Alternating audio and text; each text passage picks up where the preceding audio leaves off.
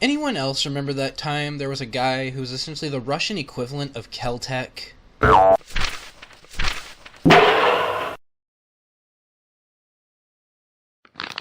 That's right, everybody. Today we'll be talking about German A. Korobov.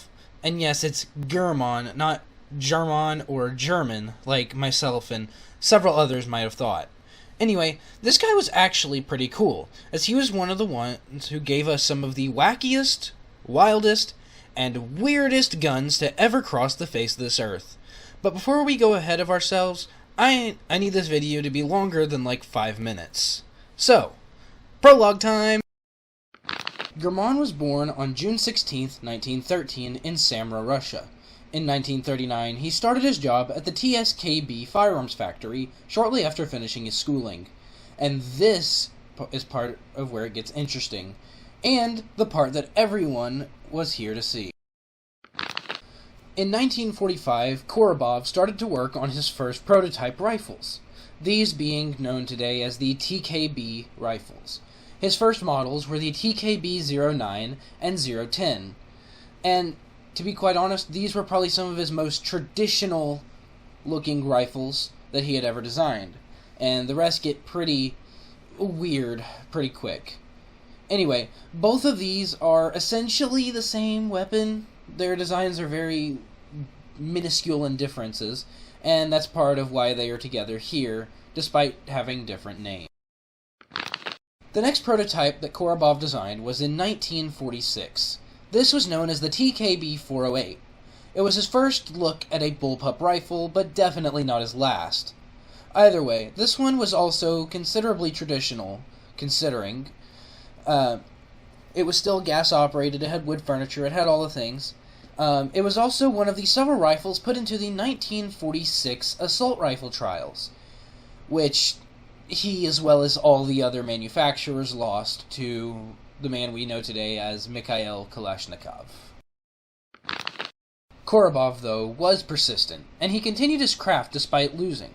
And this is where we start seeing some of his unique designs come into play. In 1957, he made yet another prototype, known today as the TKB-454, which was later, in 1958, modified a bit, and renamed the TKB-517. This one did look considerably AK-inspired, if the AK was drawn by a third grader. 1968, 58, sorry. Just 1 year later, he released a marksman's rifle known as the TKB-579, which was made to compete with Russia's marksman rifle at the time, the SVT-40. And, again, Korobov's design lost. Next up on the chopping block is a slew of rifles that German made in 1962 to 1963. All of these prototypes utilize an early Russian polymer known today as bakelite.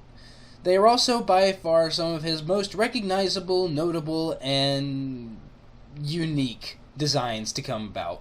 So without further ado, I give you the TKB-022 and its family. So obviously we're starting off with the 022, as well as the most famous model, I'd argue, the 022PM, as well as the 022P, and last but definitely not least, the 022P number 2M, thus making it his largest group of projects under one classified name, and some of the strangest. Again, just 1 year after this, in 1963, he released his prototype for the TKB-011, and it's crazy variants. The TKB-011M and the 011-2M. And good night, that charging handle. Now, if those weren't cursed enough, I give you what is by far one of my favorites, and possibly one of the most hated. I give you the TKB-059. And you may be sitting there going, why? And I too thought that at first, and I saw it strange. but it's actually kind of cool. You see, it is a 3-barreled bullpup rifle with a 45-round triple-stack magazine, or capable of feeding from a 90-round capacity magazine. And something else interesting that you might not know, all 3 of those barrels fire simultaneously. So it's like 3-round burst if it came out of each individual barrel. Now, accuracy probably wasn't its strong suit, but it was capable of full auto. So, I mean, having 90 rounds full auto firing from 3 barrels, you're bound to hit your target eventually.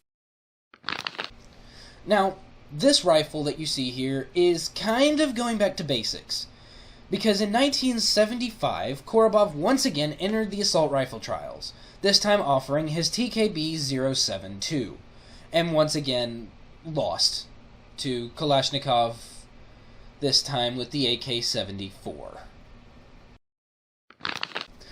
Now, this one was made in 1984, for, yet again, the Russian sniper trials. This one was called the TKB-386. It was designed to compete against the SVD in 1984. It also lost, and really was kind of lost before it really began. Now, second to last of his designs, and one of the most janky looking in my opinion, was the TKB-0111. Yes, that is 3 ones, not 2 like the 011. This one was also made in 1984, and in my opinion, looks like what you would get if you put an STG-44, AK-107, and an AN-94 together, and then somehow figured out how to mess everything up. Other than that, though, I mean, it looks fairly solid, and it looks like it would at least run. Yeah. Now, last up, and honestly, let's be real here, least, is not exactly a rifle that he made, but a shotgun. And I know the shotgun doesn't exactly fit his known naming scheme or his design, as it was made out of literally nothing but bent sheet metal. It's a single shot, and the naming system is just messed up because it's called the MTS-260. It was made in 1995, and I guess, well, it's not exactly pretty. It got the job done. I mean, it has everything you need and nothing you don't. It is the embodiment of KISS method. I really don't have much to say to it. It's a tube shotgun. Now, with all these designs made, Korobov must have been satisfied with himself, because as far as my research had gone, there are no other records of any other designs he had made. And if anyone knows a model I might have missed, feel free to let me know in the comments below, and I'm sure at least one of y'all will do that. Anyway, Korobov then went on to live a long and happy life, died in 2006 at the age of 95 in Moscow, Russia, thus concluding his legacy and his craziness, and all of his prototypes today are stored in the Tula State Arms Museum in Russia. From his passing to today, where hopefully they will reside until the end of time. Anyway, I guess I've wasted enough of your time for today. I guess I'll see you later. Bye.